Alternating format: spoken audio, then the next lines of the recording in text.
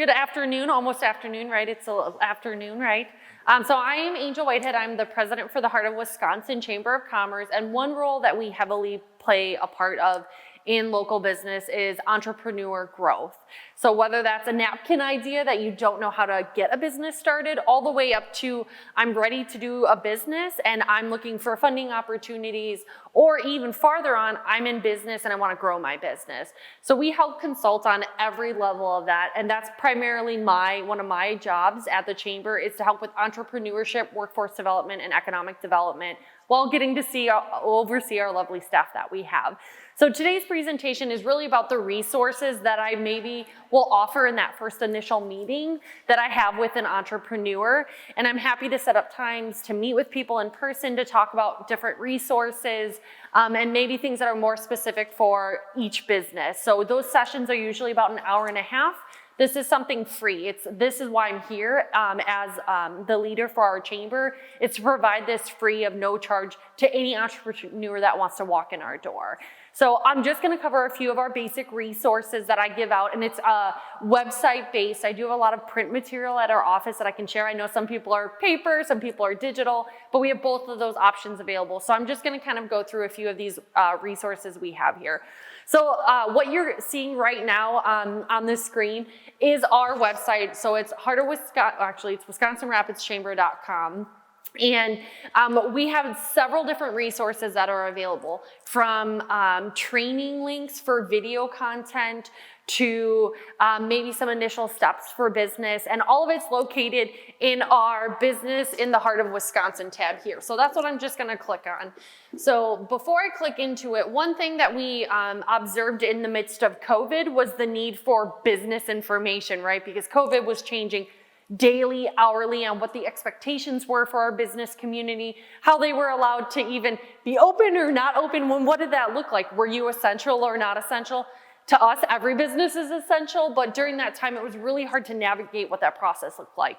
So we were very blessed that we're a part of many state organizations and local organizations that were able to funnel that information down to our local business community. So a few things that we set up is always based on the community needs as an entrepreneur and or business. So we did things, which it's quite difficult to see here, but I will kind of turn that light down. But we partnered with the city to do a COVID emergency grant for businesses that were established. We also did an interactive map so you could click on a business and see if they were open for full business, pickup service only, did they offer delivery, and maybe their hours were limited because of staffing issues. So that interactive map is still accessible and available. But to start or grow a business for entrepreneurship, we have a very specific page that talks about a lot of those resources here. So when you start a business, anyone who starts a business says, I have a great idea, right? It starts with a good idea, or they see a need and wanting to fill that need. So how do you even get started? One of the resources that we offer at the Chamber is a step-by-step guide that's produced by SCORE, and I'll talk about them a little bit later. They're one of the larger resources that I refer to. And it's this lovely booklet, and I tell people it's like the best guide for how to start a business. It says, what kind of different businesses are there? So do you want to be a corporation? Do you want to be an LLC? Do you need to file taxes? Do you want to be a nonprofit? And it breaks it down, your market assessment, research. So this is, I tell people all the time, if you do nothing today after you leave from our meeting, read this book from front to back if you're a new entrepreneur. It's one of the best guides that we have, and it talks a lot about different items here that's featured. So specifically on the Chamber website, we have very short and condensed information on the resources that we give. So I talk a little bit about SCORE, which is featured here. We also do an entrepreneur boot camp that in the midst of COVID, we didn't reignite that, but we're looking to do that in the next few years. That's where we can either go into visit those who are incarcerated and have them run through that program, or we do it in partnership with some state organizations for maybe the youth so they can see what it's like to be your own boss and how to start your own business. So those items are kind of featured on our website, and usually when we scroll to the bottom, it'll say my contact information, because every business is so different. It's hard to say, here's all the resources in the world, because if you're an ag business, there might be more ag opportunities, restaurant, food and beverage, retail. So there's different areas of focus that are really important. So I'm gonna jump over to SCORE, because this is like the bread and butter that I use for entrepreneur resources. So SCORE, founded back many years ago, started with just a bunch of retired executives, which is what the RE stands for, that came together and were experts in their industry. Maybe they started their own business. Maybe they were just a CEO and president for a company, but they were an expert in the field that they were in. SCORE came together with a network of people who wanted to mentor and grow entrepreneurship. Our local chapter is actually based out of Marshfield with the Marshfield Chamber of Commerce and Industry, who are great partners with us. So what they do is they mentor business. So whether you're like me and you don't like numbers very often and you count on your hands sometimes, maybe a spreadsheet, I can call them and say, I'm looking for someone who can mentor me in financing and maybe budgeting for our organization. They have a person. They have an expert who's an expert in marketing and communications. Let me give you their contact information. So I say if you're looking for a hub of connection beyond the chamber, SCORE is the way to go.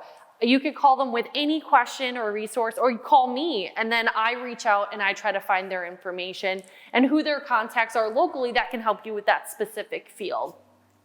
The reason why I always bring up their website is it is a fast, easy way for website development. Not website development, but for business development.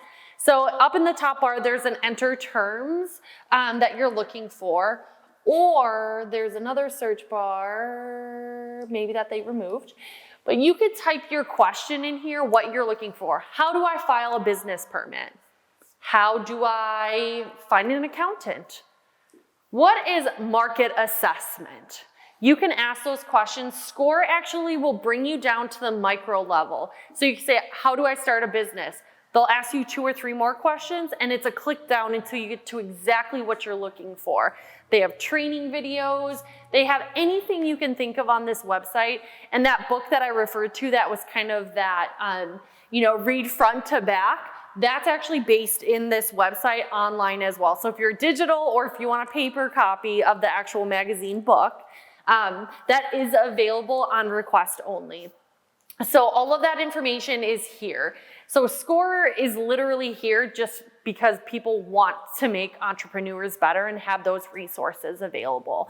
So I say whether you're at a napkin idea or you're in a large, very successful company and you're looking for guidance, because what better way to learn about business from other business owners or people who've led them? And this is that avenue.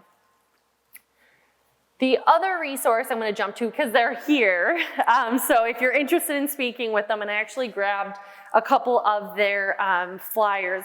So the Small Business Development Center is based out of the University of Stevens Point, so UWSP, and they're here today at our expo, and they're fantastic to work with. They'll walk you through to the micro level of your balance sheet, maybe your budgeting process, whatever that looks like. And their goal and their job is to grow entrepreneurship. So this is why they're here. So they're a great resource. Mark's here from there, and so is Zia, and they're fantastic to work with. So a little bit of what they do for entrepreneurs besides coaching is they also have, if I can click, I apologize. They have a specific training sessions that can be 1 or 2 days, and then they have a full training session just for entrepreneurs. They host conferences and trainings. We do mutual partnership on many virtual trainings. Instead of going to each chamber in our area, instead they do them virtually all at the same time. So we do succession planning, because when you start a business, everything's going great, but essentially Someday you want to retire, hopefully. Do your kids take it? Is there an up-and-comer person in your industry that you'd love to purchase your business when you decide to retire, if you decide to retire? So what does that look like? We also have done how to market to Gen Z, Gen X. So those are other programs that they've done virtually just for continued growth, because as a business owner, every day you're learning something new, and there's a new something happening, whether that be the TikTok or Snapchat, right? What does that look like for a business? And they actually will reach out to all the chambers, such as ourselves, and ask us what our business is craving to learn about. And that's how those training sessions are developed. They also hold conferences, and that's depending on the year. They hold a social media conference and other larger training platforms as well. But they do, their biggest thing that I refer them for is their one-on-one consultation. So they will get into the nitty-gritty of what your business looks like and successful rates, right? Because the big thing is we want to make sure that you're not just successful for the first 6 months or the first year. You want a longevity business if that's your business goal. So those things are part of what SBDC does. And if they are, if you have time, I highly recommend checking them out, or even here today, because both contacts are here. They help with managing, growing, and marketing business. So that's something we love to refer them for. The other resource I wanted to cover was CAP services. So I get a lot of questions about CAP services because a lot of people haven't heard about them. So CAP Services is actually based out of Stevens Point, and we partner with them on some financing and capitals for other businesses. So they'll walk in, and again, very much so like us here at the Chamber and SBDC, our job is to counsel them and give them feedback and guidance and suggestions on where they can find resources.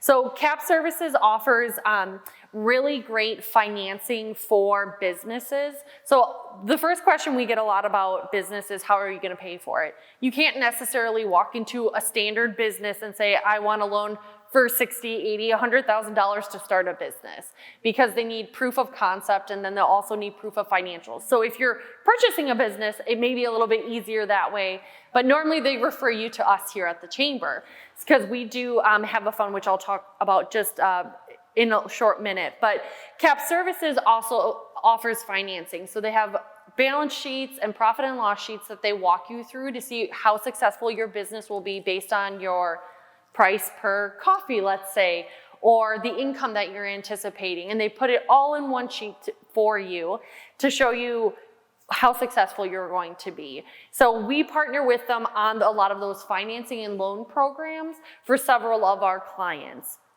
So I mentioned a little bit briefly about some financing opportunities. So at the Heart of Wisconsin, we have what's called a revolving loan fund. We partnered with the USDA Rural Development, which is a state and federal organization that lends money out to businesses that are starter businesses. So what that means is you could come in with a napkin idea to us at the Chamber, and you can submit an application. What we do is we walk, that individual will have to do a full business plan, full financial sheets, and show us what that looks like for a business. And then we have a small committee that reviews that application and decides whether or not that funding can be allocated. So it's not a one-person decision, it's a committee which includes bankers, myself, and then other representatives for the community that have experience in business and financing. Once approved, the funding goes out, and then we're at the Chamber, we're kind of like a bank, but we have the same rules that a bank would when it comes to financing, but our job isn't to say no. If we get an application and there's just a few things that maybe need to be fixed or addressed, we don't say no, we push it back and say, how can we fix these issues? Because our job is not to give funding and then a business collapse. Our job is to give funding and make sure they're sustainable for the next 3, 5, and 10 years, because that's our job, is to have sustainable businesses here. So we want to make sure that that happens and we have those resources available. We have 2 different funds. One's classified as a high-risk fund, so that would be maybe you're just a one-stop shop to start off with. So you don't have any job creation then at that point. Now, if you were opening a restaurant and you had 10 employees, then you would qualify for our other fund because you're doing job creation. So all of that information we have available at our office, and I'm happy to walk anyone through what that financing process looks like. Sometimes it's great because people come in and maybe they just want to expand or they want to add an additional service. So I'll use a bakery because I just had those delicious baked goods, so they're on top of mind. But so as a bakery, say, oh, you know what, I think I'm going to add a mini coffee shop onto that. Well, then they come to us, say, hey, we're looking to expand and we need to buy the coffee maker, right? Like it's a big thing, there's espressos. So they can come in and submit for funding requests for that specific piece of equipment. And then we can help try to allocate that funding. And even if we can't, maybe there's another revenue source available. So that could be with CAP services. That also could be SWED, which is Central Wisconsin Economic Development. They have a fund available too that's a much larger pool. And again, there's a lot of different funding sources, but there's just technical things with them that you have to apply for because they want to make sure you're successful. So there's probably about a few other that I can cover, but I won't cover those now because it's very long, but definitely a funding source that's available. So with any of these resources, they become very cumbersome, right? So that's the big thing I always like to kind of conclude with is all of this is a lot of information, right? So whether you're looking through SCORE's website, whether you're looking through CAP, our website, the SBDC, or the other hundreds of thousands of websites that offer entrepreneur information, I always say ask. The first thing you want to do is ask the real question on your mind. How do I start a business? You file a permit, that's a good start, right? But it's what are those next steps to make it a real business? And that's how we can help by setting up a meeting with me. I can walk you through all the specific resources that are more specific for your industry. And then my joke always is I'm definitely not an expert, right? But I'm an expert in helping find the connections. So I may not be the expert, but I know someone who knows someone who will find that expert for you. So that's our job at the Chamber, is to be that connection hub and to give you the resources that are available for entrepreneurship because they're right there and they're ready to go. It just is all based on how quick you want to be an entrepreneur and how much time do you have available to be that entrepreneur. So I'm happy to take any questions now. I know I'm actually probably a little bit under time, 4 minutes left for questions, which is fantastic. But I'm happy to answer any questions about entrepreneurship at all. Okay, well, thank you guys. Good afternoon, everyone. Glad to see you all here today. I was wondering if we're going to have anybody show up, and glad to see your room almost full, so that's great. It's been really awesome to see folks at the Expo today. There's been some familiar faces, and my name is Chuck Price. I'm with Blue Collar Consulting. Hopefully some of you have been able to visit our table today, take a look at what we have to offer, but really a consulting firm that just started up here in the area. My experience has all been within really health and human services and social service arena, and really hoping to bring that experience about working with human services, with employees. How do we retain folks? How do we keep a thriving environment there, and really be able to bring that at a wider impact and help other organizations.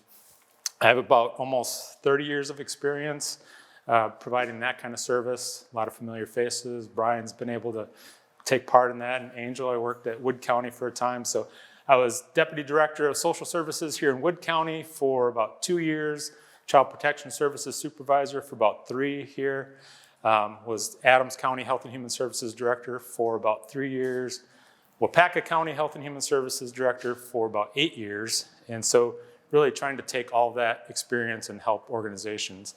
And I've got my business partner here with me as well, Brooke Senna. Give her a big welcome because she just moved here from California. So maybe we can turn this presentation into what to expect this winter instead. So if you have any pointers for her, what to be doing and thinking about during winter, be able to do that. Brooke also was in the human services field for quite a long time. She's a licensed marriage family therapist. Also has this awesome dual role of having a master's in psychology, but is also MBA. And so it really brings that business aspect to our business and helps us to be able to organize organizations as well as help people thrive. And just a little bit more about our organization is we call ourselves a boutique consulting firm. Boutique means small, so it's just Brooke and I right now in terms of being able to be customizable, being able to really work with you on whatever your business needs may be. And really through a trauma-informed leadership approach, and we'll talk a little bit about that today, the resilient workforce through a trauma-informed lens. We'll talk about that a little bit more. We provide consultation and leadership services to individuals and organizations, and so really want to be able to help support leaders in their roles. I think I've been talking to folks throughout the day today. As you climb the ladder, depending on the organization that you're in, if it's not large and has an internal component of training and support, it's harder to find things to support you as a leader. You have to find it on your own and those types of things. And so being able to support leaders in their roles, like at executive level, director levels, where it gets really lonely really quick when you're trying to evoke change. So that's where we want to be able to fill some of that gap and help support leaders so that they can support their staff in becoming a healthy environment in their organizations. So we do that in a variety of ways and have a variety of different ways that we can do that with organizations. One of those things is personalized coaching and executive coaching. We're doing that already with a couple clients, being able to meet on a weekly or monthly basis just to touch base and have that opportunity to mentor and coach individuals. And then, by doing that, when you support leadership, support employees, hopefully that's retaining employees. And I think we can all agree it's been really hard across industries to make sure that we're retaining our folks. And so we want to be able to help support organizations and roles in all those areas. And so really to kind of get to the heart of the matter, what we're going to be talking about today in terms of resilient workforce, you've probably heard lately or somewhere along the way the Great Resignation that we're in right now. And I think this number is probably pretty consistent across a lot of the documents that you'll find out there. And it's really like 40% of employees plan to quit whatever job they're in right now.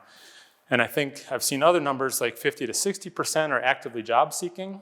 And so we're in this really interesting time, as I'm probably speaking to the choir, where people are, they have options.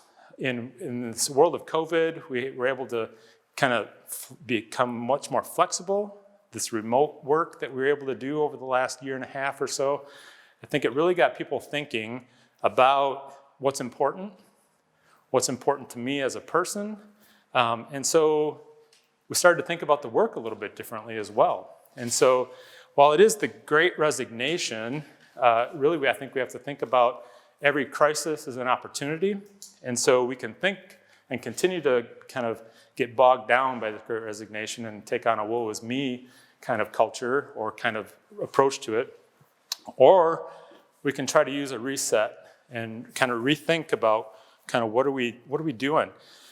And maybe this is the Great Leadership Reset, and it's about kind of looking at how we've always done things and returning back to normal. Maybe normal wasn't good either. And so I think one of the things that COVID has probably taught us in a lot of our industries is that we can be more flexible, that we can do things that are more worker-friendly, worker-focused, and a much more focused on mental health, self-care, well-being, not just for our workforce, but for us as leaders as well. And we need to be able to model that for the folks that we're overseeing, for our customers. And so I think getting ourselves, and we'll talk a lot about shifting mindset or shifting the questions. And so instead of thinking about the Great Resignation, think about this as the Great Leadership Reset. It's a chance for us to think about things differently. And when we talk about mental health, it's really coming to the forefront. We've always talked about mental health, but especially over the last year or so with some of the big names in sports and things like that, really taking a stand on their own mental health and kind of taking themselves out of competition, out of games, and saying, I need to concentrate on me. I think that's as important as ever. And even the World Health Organization, the global economy is affected by $1 trillion a year. And this is like when we're not really addressing it, but it falls into areas of like absenteeism. We'll talk about presenteeism in a minute. But really, mental health costs far exceed, like, we talk about prevention, and we'll be talking about prevention. We need to be able to prevent mental health issues from happening at work. And this quote from the Entrepreneur magazine is just that the concern of psychological safety in the workplace is at the forefront of organizational leaders' minds, especially in this day and age. And so when we think about how things need to be different, if you haven't already been focusing on mental health and well-being within your organizations, it's an absolute must to start looking at that. And how do you create a thriving culture at work? And I wish the little animation would work because the dog's head is supposed to tilt a little bit, like curious. So how do we do this? You know, we've just talked about mental health and some of these things that are really pretty heavy on our society these days. So how do you do that? It's about changing our paradigm shift. It's about changing the question. And I've been working in the world of trauma-informed care for probably, it's getting close to probably 10 years, 10 years. When I was director of Health and Human Services in Wapaka County, we implemented a trauma-informed care approach to the work. And it's really about understanding that people bring their traumas and adversities all the way through life. And so if we talk, and we can talk about adverse childhood experiences, it's called the ACE study. And that's a whole nother day-long training about the impacts of childhood trauma and adversities on our adulthood, physiologically, our own health and well-being. We won't go into that 3-hour training today because I think I've got 30 minutes or so. But understanding that those adversities kind of come with us. And the trauma-informed approach is like not wanting to re-traumatize people, not wanting to re-trigger folks.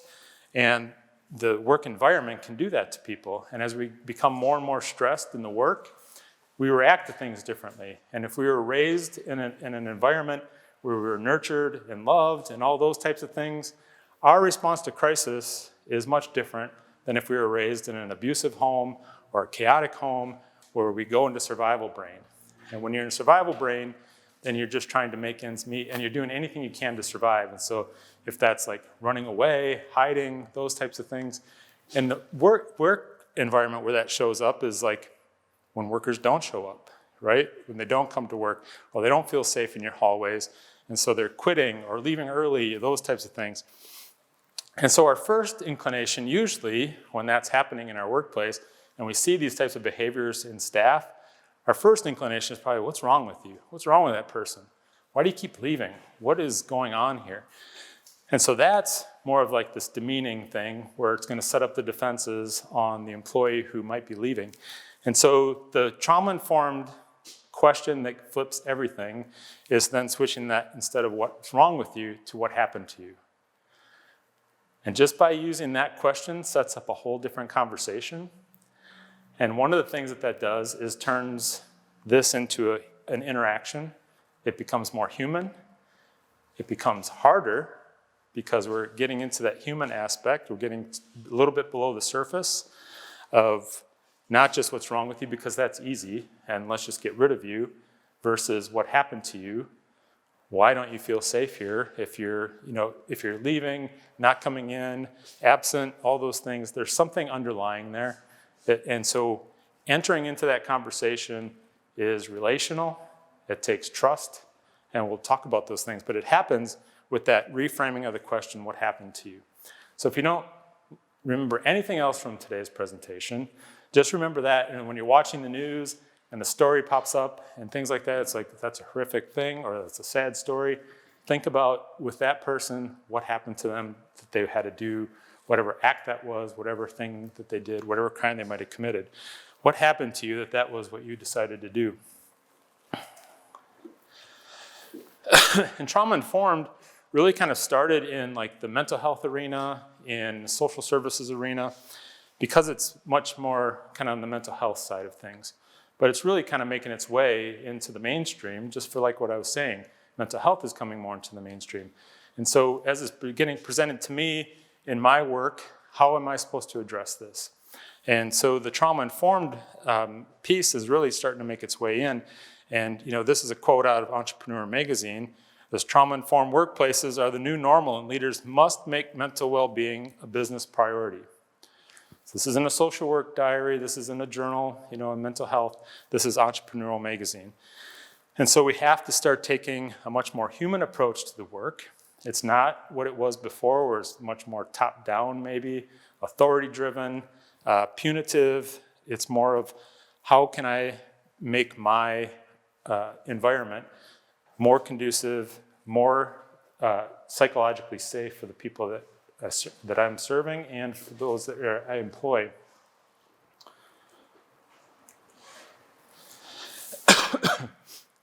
And so how do you prepare for that? You need to learn more, get advice if needed, because some of this stuff might be new to some of you and to some of the folks in our arena. And so like we said, we've had COVID and all those types of things. We've had discrimination pieces that have popped up. And so employees have experienced trauma at all different kinds of levels, and probably levels that we haven't seen in a long time or we haven't experienced until now. And so one of the things that I think is really important to understand is that trauma is trauma. And it's no matter if it's big or small. And we don't get to determine for others how trauma impacts you. And so I can't determine for Brian how this act over here should affect him. And so it's just really about getting that mindset that trauma happens. It is, it's everywhere. We've all had some sort of touch with it, whether personally or through family. And again, depending on how we were raised and how we were conditioned through handling those traumas, kind of depends on how we'll react to those even in adulthood now. Investigate and be curious. Gain some insight, get yourself knowledgeable around the different traumas, around micro, macro levels. And so, what does that mean for us as a person, for you as your family, if the local event happens or a national or global event, how might that impact your employees? Think about that from a different lens. And one of the ways you can do that is start working with your employees on a self-care plan and start asking them about their own well-being. How do they take care of themselves? And really put that at the forefront. In Wapaka County, when we were looking at this, because we had turnover at times, and once we have started to implement trauma-informed care and really taking a look at employee well-being and putting that at the forefront, people started to get more comfortable and wanted to stay, wanted to be in Wapaka to work. And that's some pretty high stress level work that we're doing in human services, child protection, behavioral health crisis, aging and disability types of things.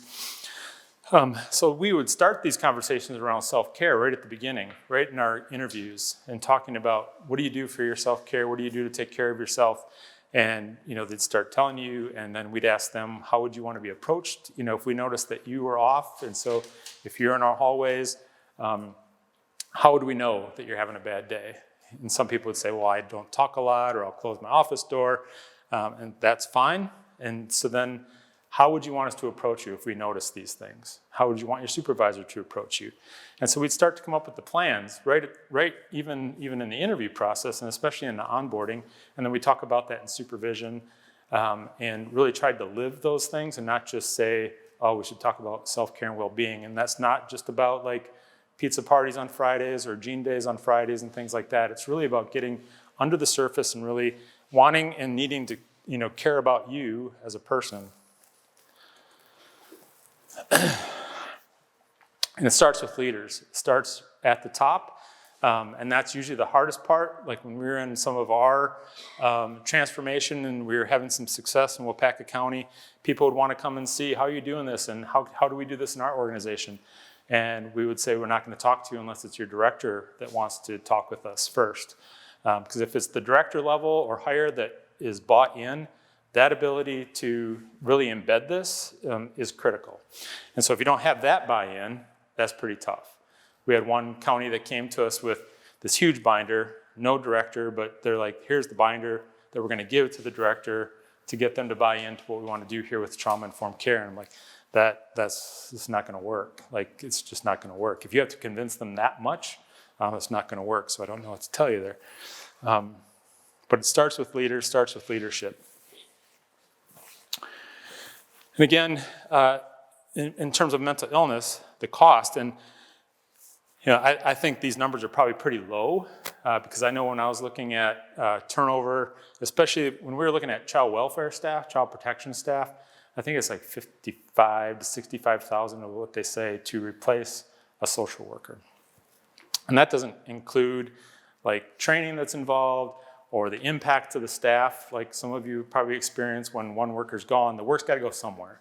And so what does that mean for the folks that are still there? Heavier caseloads or heavier work. And so, needing to address those pieces, so absenteeism, presenteeism, has anybody heard of presenteeism? So it's more about like being present but being checked out, right? So you're at work but you're not really invested and present in your work. One of my mentors used to call it raw, especially people that were getting closer to retirement. They're raw, they're retired at work. And so it just kind of show up and go through the motions. And that is all because, if you're not invested into your work, if you're not feeling like you matter in the work, that your supervisors care about what you're doing, it's super easy to check out, super easy.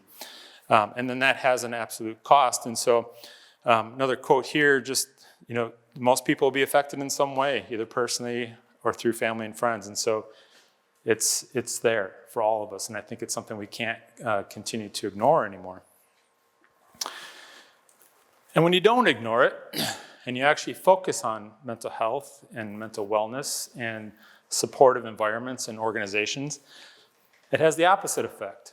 It reduces absenteeism.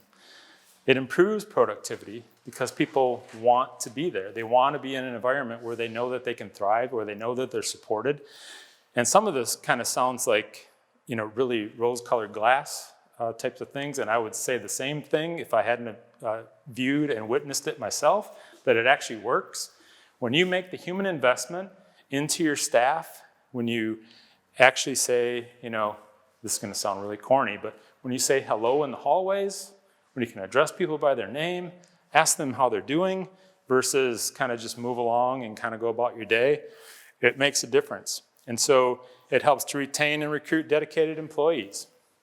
Once we were up and going, especially in Wapaka, people wanted to come work in Wapaka. They got news or got word of what that environment was like, and like, I want to be a part of that. And so the recruitment starts to take care of itself sometimes. And so, again, I'm going to say it probably a million times today, that investment into the human piece of the work, into your staff, absolutely will have benefits, and it will show up in the bottom line. If anybody knows me or has worked with me, they would know the first thing that I talk about is like, I am not a numbers person. Like, if you're going to ask me to be looking at the finances, looking at the budget, that's not my strength. And when I was doing interviewing for being a director, like, that should be something that a director might have to be like the top skill. And I'm like, if you want somebody that wants to run the agency through numbers, find somebody else. If you want somebody that's going to run the agency through people, through practice and policy, then let's do that. And every single time, the agencies that I just named that I worked for, every time our budgets were always in the black, never in the red, because when people are coming and bringing their best selves to the work, they're going to give you their best to the work, and that turns out to impact the bottom line. It's a huge return on investment. So if you're a return on investment type of person, so I tell this to like board members, even if you don't care about the human aspect of what I'm talking about, if you care about the dollars and cents, every dollar spent on supporting people's mental health, the employer gets $4 back on their investment. This is a return on, the investment is you. It's your time, you're talking. This isn't putting additional dollars in. We can talk about hiring bonuses, we can talk about incentives and things like that. That's fine, but there's a piece of that that sometimes is a trap as well. And so if you're gonna kind of, probably use some strong language, but like coerce people to stay, and there's nothing there to help support them in their work, then you're just kind of trapping folks, and you're gonna go falling back into the same traps of absenteeism, presenteeism. And so it's really about devoting yourself to the work, to your staff.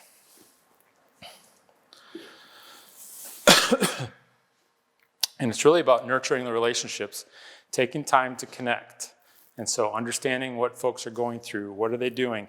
And that can mean the difference, in this quote here, can mean the difference between thriving or stagnant teams, which makes sense. You're creating relationships.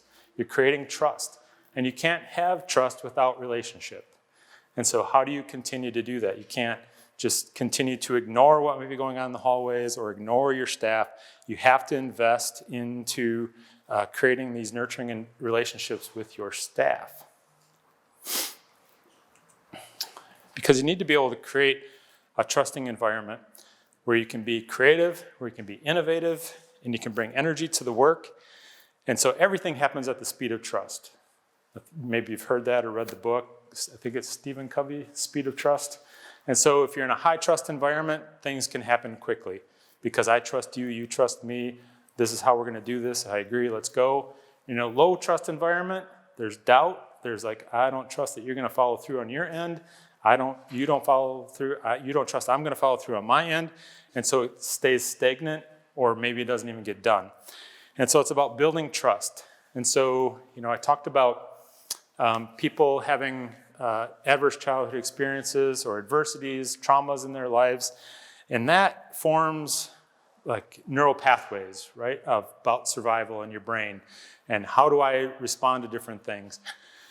And here's the good thing. Those things might have happened, and those neural pathways are set to survival mode or whatever it might be. The good news is we can reset those neural pathways. And that happens through these things that are up here. And so resetting neural pathways, though, doesn't happen in one instance. It's repetitive and things like that. It's like lifting weights or dieting or anything like that, where you're trying to do something different, and it hurts sometimes, and it's awkward. But if I get in a consistent pattern, if there's a rhythm, if there's predictability, and so I'll list a book here at the end. Dr. Bruce Perry is one of the foremost experts on trauma-informed care and brain science. And his whole thing is around developing rhythm. And we don't have to be therapists to know about these things, but how do you bring rhythm to your work day? How do you bring rhythm to the work week? How do you bring rhythm to the hiring process, to the onboarding process? So there's this rhythm. And this is going to maybe sound corny to some, but it takes us all the way back to the womb in terms of like that circadian rhythm, right? And so this rhythm where we get into the groove and we say, oh, this feels right. Yep, we have a meeting every Monday. Yep, I meet with my supervisor every Thursday. Yep, we meet with all of our agency once a month. Okay, that's a rhythm. And then there's predictability. Like when I go there, when I have this meeting, I know there's an agenda. When I go meet with my supervisor, I know this is what we're going to talk about. And when I don't do things right, I know this is how I get approached. When I know I'm doing things great, this is how I get approached. So there's this predictability that starts to happen. A rhythm and then predictability starts to make us feel more trusting. It starts us to help have more connection because things are starting to feel safe. And so the trauma-informed environment in the workplace is just that. It's creating a safe space so that we can be creative, that we don't have to be on edge. Like, do I need to kick, survival stuff kicks in no matter what, but if I can remain regulated throughout my workday, that my body doesn't think I have to switch into survival brain, that's where we need to be. That's the sweet spot. And it's about trust. And Brene Brown, if you have never read anything or heard anything by Brene Brown, I would highly suggest Brene Brown TED Talk on vulnerability. And then I've got a couple books that I'll list at the end. Probably one of the expert in trust, vulnerability, and one of the best social scientists that's out there.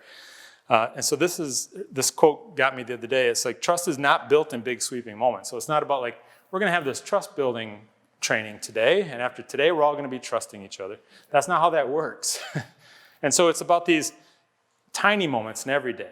And so she talks about sliding door moments. And so today, we don't have trains or anything here, but if I'm getting on the subway and the doors close in front of me, or I'm getting on the elevator and the doors close in front of me, and think about like movies, like, then the story takes off, like what happens because I didn't get on that elevator today, or what happened because I didn't get on that elevator today. it's those tiny moments. Like if I'm walking down the hallway and I see Brian and I don't say hello, and I'm in my role as director, and I'm always in my brain, like I'm just Chuck, and I've got a lot of stuff in my brain, and I'm walking down, and so I'm like, I might be so busy that I might not even notice that Brian's in the hallway. But in Brian's side, like the director didn't even say hi to me. The director doesn't even know who I am. That's a big deal. And on the flip side, if I stop and say, Brian, how was your day? How's the family doing? That is the tiny moments of trust building. That's where you're putting deposits of trust in. And that's where it all matters. And that's where we start to feel comfortable in our work. That's the hard stuff, though. And there are managers, there are supervisors, there are directors that don't want to get into that human stuff. Because it's much easier to say, what's wrong with you? And you're out of here, or write them up, those types of things. The return on investment into the human piece of this will be incredible. And the bounce back, the energy that puts back into your staff is pretty amazing. So I think we need to prioritize wellness and good mental health, if you haven't already picked up on that. It's as a core of our company's culture. And we need to be able to model that. We need to be able to model self-care. We need to be able to model well-being. And so I can't tell you as an employee to be going out and taking care of yourself, and I'm not doing the same.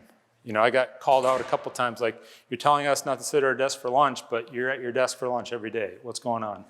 And I'm like, you're right. And so you have to be able to put up the mirror to ourselves and be able to do the same. And so this picture is actually Brooke. Brooke and I were working with an organization out in Northern California, and that's in the Redwoods. And so we would schedule into our time, we'd put in some really intensive hours working to organize an organization, but we would intentionally schedule time to get out so that the staff we were working with could see that we were doing that as well. And we probably pushed ourselves to do that too, but knew we had work to do, but if we didn't model this for our staff, we're just talking to the wall then. So make sure that you're ready to model and show folks that you'll do the same type of work. So, so the trauma-informed shift really at a really high level, and this is like super high level, is about workforce well-being. Making sure that we're taking care of our staff, making sure that they're taking care of themselves, knowing that they may have experienced traumas and adversities, but really making sure that they can take care of their families, take care of themselves so they can come to the work. And then it's our duty to provide some predictability and flow, because that helps them, helps our staff, helps us know what to expect when we come in the door, continues to help our well-being. That, in tune, then helps build trust and connections. So now you can see where the work environment is there. Hopefully staff is staying, and then that impacts the bottom line. In Wapaka, child protection services, that's pretty intense work, right? And so we had lots of turnover in that area for a long time. When we made the shift and we had done some work really to kind of dig in and help out across the agency, but really in child welfare, we had a 2-year span where we had no turnover in child welfare. None. That's kind of unheard of. And so if you have somebody who is not turning over, and then we're focusing in on health, and we did what's called a professional quality of life scale. We were measuring their level of burnout, level of compassion satisfaction, and secondary trauma. They were measuring, once we were into the full swing of our trauma-informed shift, they were measuring at below average for burnout, below average for secondary trauma, and above average for compassion satisfaction. So they're able to bring their best selves to the work. And that showed up in bottom line for sure, because we weren't placing kids and individuals in high levels of care because it was easier. We were doing the work and slowing things down. And so our bottom line of not placing kids in deep end care really impacted our bottom line. And people were staying, so we weren't recruiting. We weren't spending money in that area. So it works. Let's see your time here. Yeah. So I mentioned Brene Brown a couple times as we kind of wrap up here. The readings, anything that you can read on Brene Brown would be great, but these two in particular, I'd start with Daring Greatly. and then Dare to Lead. It's all about vulnerability, all about relational pieces, both in the workplace, personally. And then just recently, Dr. Bruce Perry and Oprah Winfrey, you've heard of Oprah, some people, they combined on a book called What Happened to You. And so Bruce Perry has worked with Oprah Winfrey for a long time on her own stuff through a trauma-informed lens. And this book is written really in kind of a conversation form. It's an easy read. And so just really recommend this for any leaders, recommend these books for any leaders. And that, I think, brings us to the end. We're a little bit over, but if there's any questions, any comments? Yeah. A quick question, Chuck. You mentioned, like, you're talking about the employees and how this is beneficial to the employees and how it's going to increase production and, like I said, stay all internally. Yeah. But I would assume also that you want that to be known externally, like your customer. I mean, if I want a customer and also prospective employees and things. Yes. Like that, I'm assuming that it would be beneficial to business externally also as well as internally. Yeah, that's a good point, and that could be a whole nother conversation, a whole nother presentation, because if I'm changing things here, that's absolutely going to have impact elsewhere. It's impact to the customer coming in, for sure, and those that we're serving. But if I'm, like in my role of director in human services, if I'm doing things differently, law enforcement's impacted because we're not maybe using them as much. Courts are impacted because maybe we're not going to court as much. And so schools might be impacted because we're not pulling kids as much. And so having that known is really a good idea. And some of the things that we talk to leaders about when you get into this change, it's going to happen. And here are some of the things to consider as you go through this. The internal impacts for sure, but be conscientious about your external partners. All right. Well, if there's nothing else, thank you. Please come by our table, sign up. We do individual coaching sessions. We've got some slots available if you're interested in that, or visit our website. And thank you for your time today. Appreciate it. Okay, well, welcome to digital storytelling. Do you know that we process visuals 60,000 times faster than text? Think about that. And we remember visuals more than text. So if you're looking at connecting your business with your customers and you want to make your brand more relatable, digital storytelling is where it's at. Telling a good story. So where do you think we begin? We begin at the perceptions. How are you perceived in the marketplace? So how do you think your customers perceived, or your business is perceived in the marketplace? Do you know? Have you thought about that? Older people's been at my Yeah, I mean, think about that. Have you thought about your company and how you're perceived? Do people know about you? What's your value proposition? Those are important things to have. So that's step one. You never start anything out with that. But here's the more important thing, is how do other people see you? Because if we're going to go down this road of telling a story, we need to understand what our value proposition is here. But if people don't think of that of us, our conversations are going like this and not in line. So let me tell you a couple of stories. I'm using national stories so we don't embarrass locals, so I'm prepared for that. So think about in 1940. Now you all know this campaign I'm going to talk about. A diamond is forever.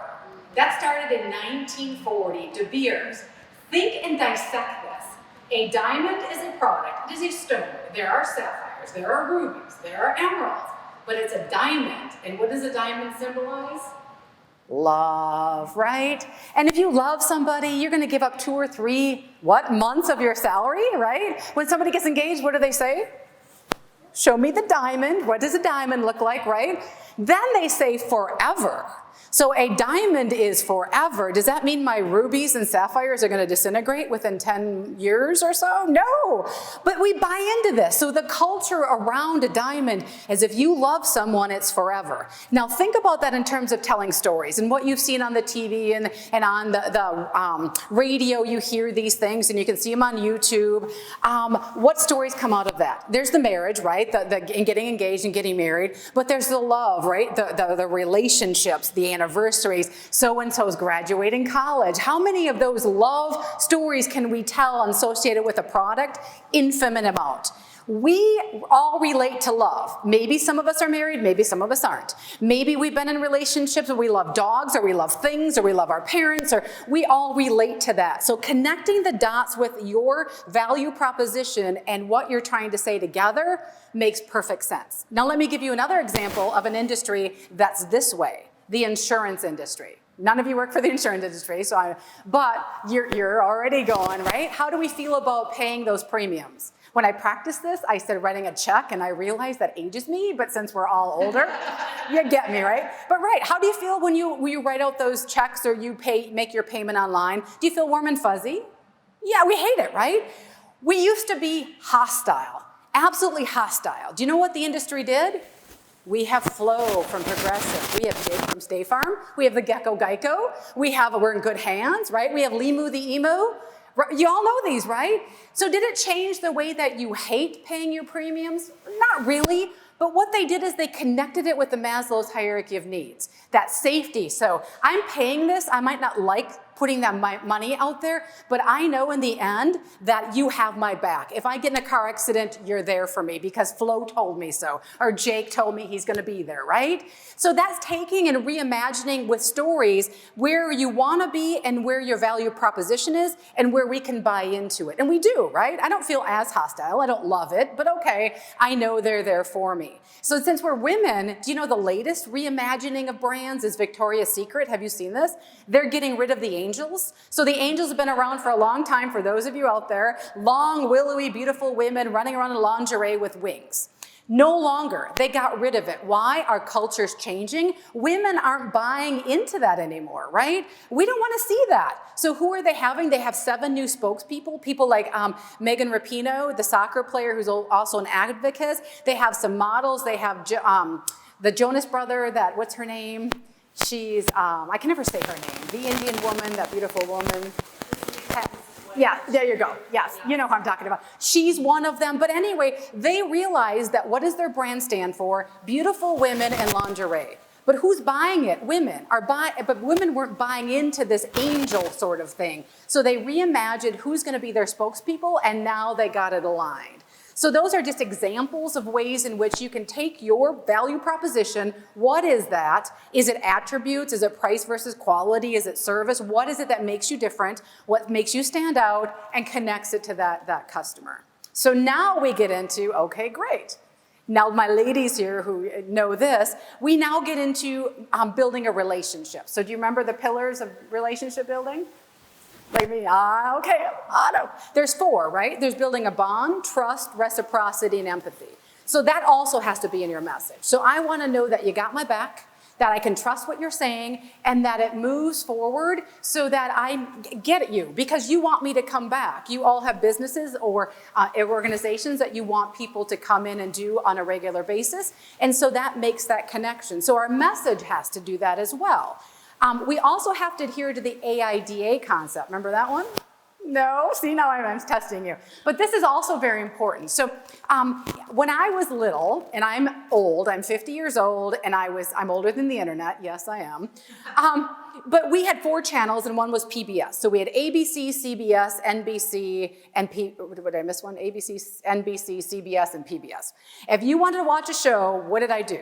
Sat in front of the TV. Did my friends call? Oh no, that was sacred time, because if you missed that show at 7 o'clock or 8 o'clock, you didn't get it till the summer when it went into reruns. That was a noiseless environment, and we're not there anymore. So what happens now when you watch TV? Do you care what's on right now?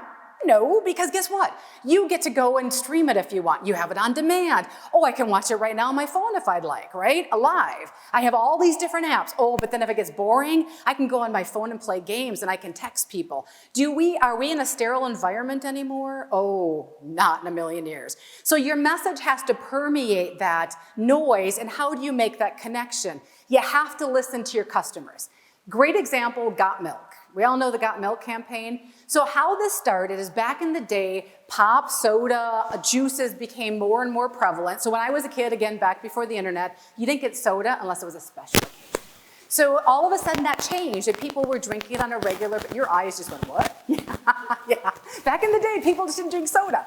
So all of a sudden milk is starting to be drank less because we're drinking these other beverages. So the industry got together and said, look, We want to know what brand are people loyal to. Anybody want to guess what brand they're loyal to?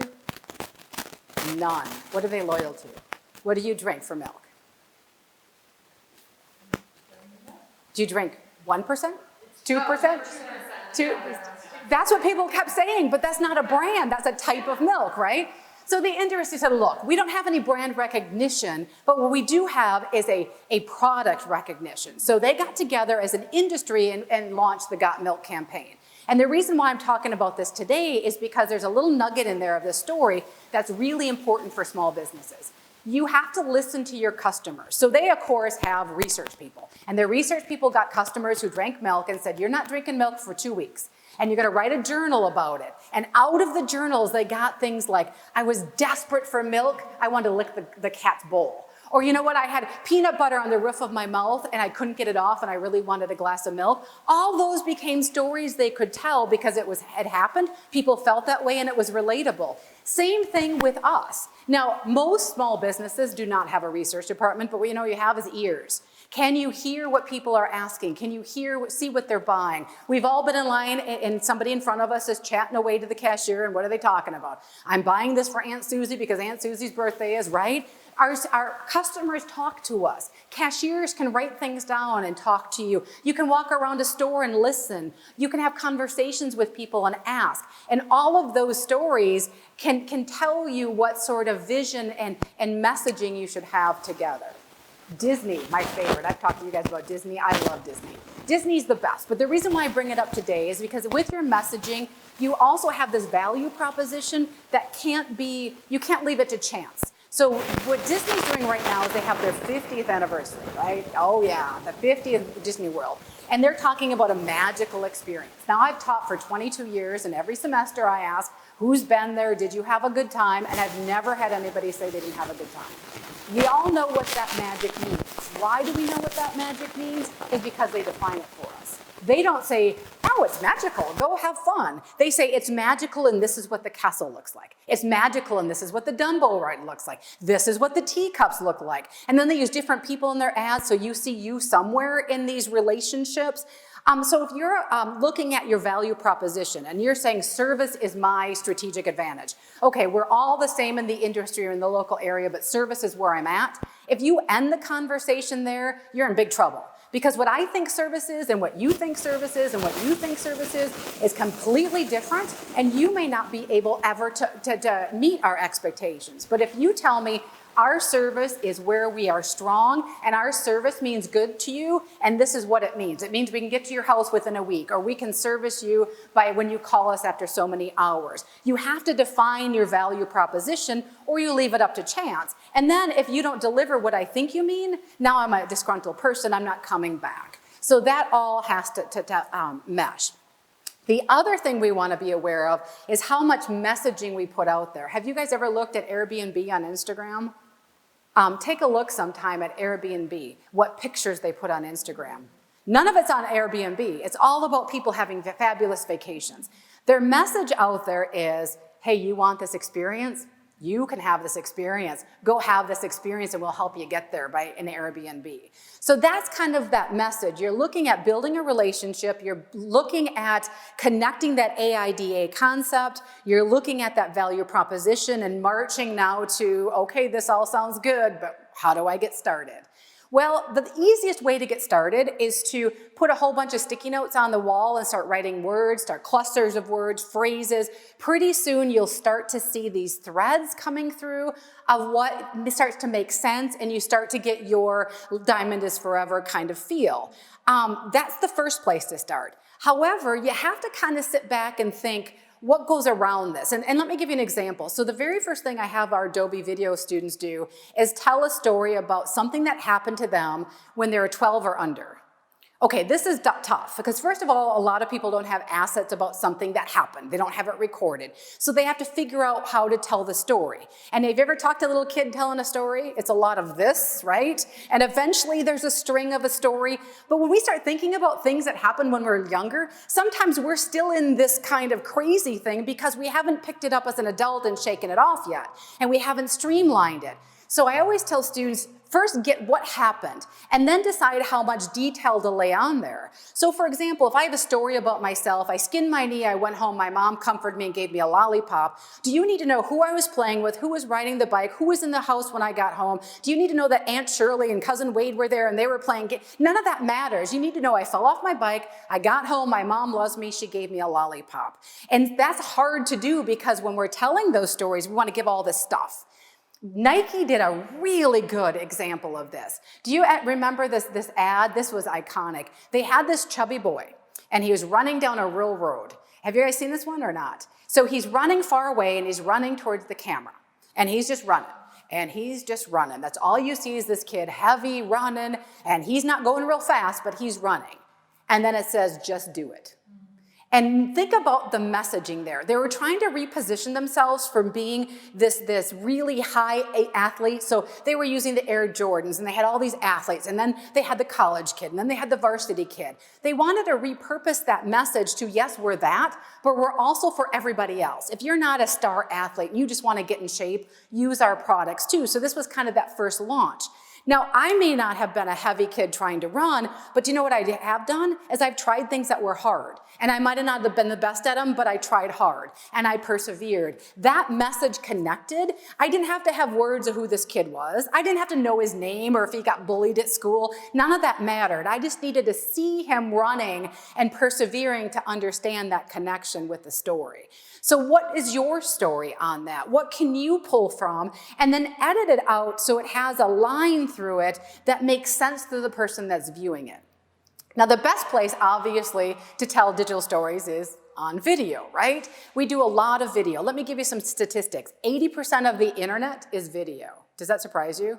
80%. You can increase your website 150% more in traffic if you put videos on it. People like videos. In the advent of our pandemic, I mean, we always had the young kids. This Gen Z has loved video. They grew up on video, the kid it out of their hands kind of video. Younger generations after that, right? But now all of us have. The pandemic, what did we do, right? We watched a lot of video and a lot of TV and a lot of Zoom meetings and all of those things. So we're wired this way to hear stories. But again, going back to that Airbnb, it doesn't have to be the only way you have to tell your story. Having social media will increase store sales by 30% if you do it right. Now that's a whole nother conversation that you had earlier, but really that fundamental using how you tell your story and telling it in different ways is going to make your brand so much more relatable. And that's all I have. So what questions do you have of me? Oh, how would I do for time? Again, That's all I have. good time. Okay, oh, now we have that. But on the back here are, and you can share this with anybody who wants it, our spring classes that we're offering. The first one's an 18-week class. That's a standard class. The social media is running online for 8 weeks, but the third one on here is social media. It's 3 days, 2 hours a day. I think it's 3 Wednesdays. We're holding it in Point, but we also are beaming in if anybody wants to beam in. And the first day will pretty much be canned because I have to prepare something. But then after talking to the businesses, try to coordinate what do they want to learn, how do they want, is it more messaging, is it more actual platforms, is it analytics, what do they want to do? And we'll kind of gear those classes to who's taking the class. So that's that third one on there. So that's what's on the back side of that. Do you have one of these? But here, have another one. I have a whole bunch. I have a whole bunch. So that's what we're doing for that. That's why I brought those. The Adobe video, there's just no way. I know they're trying to make it 8 weeks, and I'm kind of chafing against that because that class does, it teaches you how to tell stories as well as the video, and you took that class. So you just, 8 weeks to learn the video is fine. We do a lot of different videos in there, so short videos, long videos, how-to videos, storytelling. We kind of mix it up quite a bit in that class.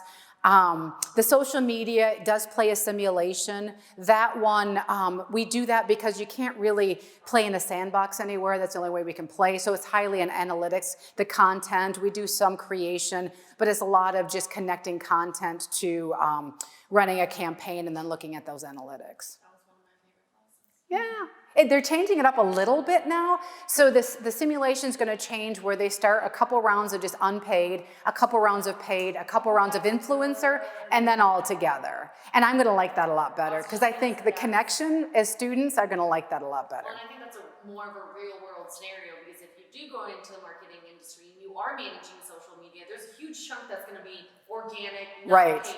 And then Right. going into the paid to see the difference. And then influencers are huge now. Right. And that's where people are really getting that engagement from is paying an influencer instead of paying for regular advertising. So how does that factor in, especially when you're talking about Nike or some of those other brands? Well, and you know, but there's a lot, there's a lot you can do on social media to create buzz. And I always tell people, and we do this once in a while at Midstate, put people in your ads. I mean, if I get something of me or my family in an ad, I'm sending it to everybody I know. And then if you get the kid who's not the best kid, so the kid who gets every award, the parents are gonna get, they're only gonna pick and choose because they wanna brag. You get that second or third tier kid who did something good, everybody's gonna root for that kid, right? Oh my God, look at Johnny. Johnny did this. And that starts to build buzz. And so, it's some of that low-hanging fruit people forget about. I will say one of the things I forgot to talk about is benefit forward messaging. Small businesses, I see this all the time, they wanna talk about themselves. Oh my God, that's the worst thing you can do. You wanna connect it to the benefits of the individual. So for example, I'll see businesses saying we're in business for 150 years. Okay, that's nice. As a customer, I don't care. But if you tell me I'm in business for 150 years, so if you buy from me, I'll be there to service it, now you got me. Don't put your kids or your employees in an ad unless it makes a difference. So if you want me to see who I'm walking in the door and engaging with, and so I'll see banks doing that, that's a great use of your employees, right? Those are the people I'm gonna interact with. If you put your kid and your dog in, now you just paid for an ad that your family likes, but as a customer, I got my own kids, right? Unless there's a connection there, unless it matters, then don't do it because it should be customer forward. Your stories, your brand, everything needs to be about me, the customer, connecting to me. And then that's nice if you want to put in your family or you want to put in the people who are there, but the message shouldn't be forward, that it should be about benefits. I forgot that part, That was a great follow-up though. I'll answer my own questions. That's one thing I see a lot. There is, I won't say who that is because I don't want to point out different local businesses, but there's a clothing company in town, and you probably know when I start talking about it, who does a fabulous job of laying out clothes in like an outfit and just kind of putting them out there. And that entices people, right? Like, ooh, you like this? I bet there's more in the store. It's not a huge over the top. They're not using models for it, so you can see yourself in it. And that model, if you're using local people, may or may not have relationships, especially kids. I know this company uses a lot of for cashiers, kids in high school. They all have relationships and all that stuff, right? So if you remove that person and just have the clothes, ooh, now you got, Price points. and your price, yeah. They don't have the price points in there, so you've got to reach out, you have to engage. You have to, and you have to go in and figure it out, right? Now, what is this and how, yeah, exactly. And the other thing that's important is Twitter is the best click to conversion. And most of our small business are not on Twitter, and nor am I advocating for, because most of our rural areas not using Twitter. It's a lot of work. That's not a go, right? But here's the thing. If you're not on Twitter for a conversion to click, don't expect Facebook and Snapchat and Instagram to sell your product right away. It's all about that relationship and that engagement. You want them to come into your store. You want them to go to the website. Those are the things that are selling your product. Facebook's enticing them, getting them desire to want to know more. And so those companies that get angry that they're not selling on Facebook, unless you're on Facebook Marketplace, it's not really meant to do that. Instagram just started, a couple of years ago, where you can buy from Instagram. Most people aren't comfortable with that anyway. So don't make them uncomfortable. Make them go to your store or make them go on your website. That's what they're used to. That's their decision-making process. And that's going to make that relationship even stronger. So any other questions I can answer for myself? I do have a question. So for this social media marketing for business, we get a lot of questions about, the longevity of Facebook or whatever you want to call it these days. And they're talking about dabbling into Snapchat and TikTok, right? Because those are the biggest platforms that our younger generations are hitting. Will that class go into that if the group is kind of looking. Yeah, if they're looking at it, sure. I mean, it's going to kind of be on what they're looking at, and it started off with the Stevens Point Business Alliance was looking for something, but we're opening up to everybody. I mean, that's just kind of where the conversation started. These small businesses wanting to know more, so I'm assuming some of that is going to be in there. The problem I have with all of these different platforms, and you probably talked about it, it's a lot of work. If you're doing everything, you're in business and you have to do all of this, when are you going to do time to do all of that? So all of them are good, but if you don't have time to do them all well, then you're not doing it, justice. So picking and choosing, where you're definitely, and I also talk a lot about engagement, because maybe I'm a person who engages. I might comment or I might like something, but there's a whole host of people that are stalkers. They're way down here and they're just consuming stuff. And if you ask them to engage, they're not going to. They're going to feel it seedy. And there's a whole nother group of people that can't wait to talk and can't wait to have content. So understanding your customer and where they're at and what they're willing to do for you is important. And then how to nudge those passive people, like the kids kind of thing. How do you nudge them to kind of join in that conversation? Or tell people, because we know social media, word of mouth is where it's at, right? You want people, you don't have to pay for it. If you can get something out there organically and have them, send it off, awesome. So, brainstorming some of those things. So depending on how big the class is, I'm hoping we can start brainstorming for individual businesses. What ways can you connect? And like your consulting, you're not going to be on TikTok doing some crazy, challenge. That's going to defeat the purpose of your company, right? You want a more professional, but there's other people, that's going to be right up their alley. If they're downtown, Stevens Point, a bar for college kids, oh my gosh, let's do the crazier the better. So that connection, and we fight that at Midstate too, as well as where do we want to be? We want to be professional, but we also want to be relatable. We want the students to be showcased, but we also want to have content that's consumable. So, it's an act that you have to kind of balance in what you're standing for. But if you're only out there once a week, don't even bother, right? Because you're not building that up. I saw the Expo out there every day. I'm getting it in my feed. Oh yeah.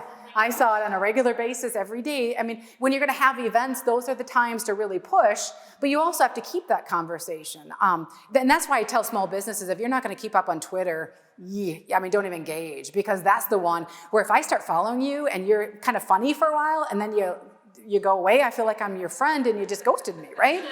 That you get those relationships and you start to, I don't know if you guys, but I follow all these funny little things and then they don't post for 3 or 4 days. I'm like, wait a minute, why aren't you talking to me? I need a little laugh today, right? Yeah.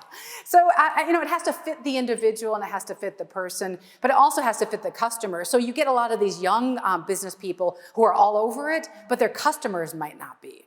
So who are you doing it for, right? If you're on Snapchat and you're putting things out there for your business and you're seeing it and your friends are seeing it, but your customers aren't engaged, okay, why are you doing it, right? So making those connections are important. And don't forget the traditional stuff, the newspapers, the radio, the print. They're still, you have to kind of do it all. It's not just a one-off kind of thing. You can pick and choose when you want to, but there are, segments of time where you should be in some of those other areas, especially in our local market. The one big thing as far as people out there, more so than you here, but I've grew up here my whole life, and small businesses in our area have a very much, you should buy because I'm local. And that is over and over and over again, which is a great message, but it can't stop there. Because I've been in the pandemic where getting Amazon to dump things at my door is super easy. I like in my, in my hometown, but man, if I have to go out sometimes, it's a little hard, right? So what you need to do is get people to understand what your value is and why they should buy from you other than just geographic, right? Is it because they have something you want? Is it because they're friendly? It's not always price. I'll pay more if I go in and somebody has what I need and they're nice to me. In this day and age, if I'm working online and you want somebody to be nice to you, right? So it's not always just that price point that matters, but telling me more than location, telling me more how long you've been in business, you have to connect that back to the customer. And that's the important part.